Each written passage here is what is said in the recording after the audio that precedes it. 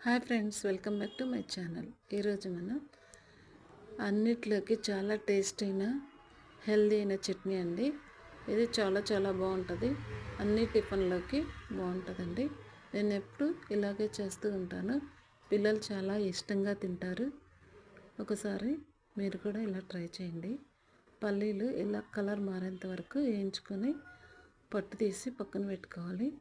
పచ్చిమిర్చి ఒక 10-15 మీ కారం తగ్గట్టు వేసుకొని, ఒక టమాటా, జీలకర్ర, వెల్లుల్లి రెబ్బలు, పచ్చిమిర్చి, చింతపండు వేసి బాగా ఆయిల్లో ఇలా వేపుకొని ఈ రెండింటిని సరిపడినంత ఉప్పేసి మిక్స్ పట్టుకోవాలి.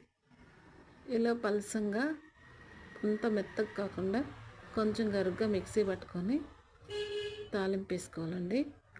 తిరుమత గింజలు, వెల్లుల్లి, ఎండుమిర్చి, కరివేపాకు వేసి లాస్ట్లో ఈ పచ్చి ఆనియన్స్ వేసి ఇలా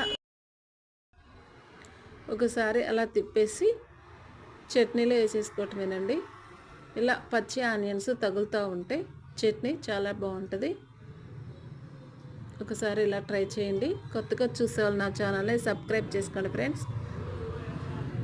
Thank you for watching. Bye bye.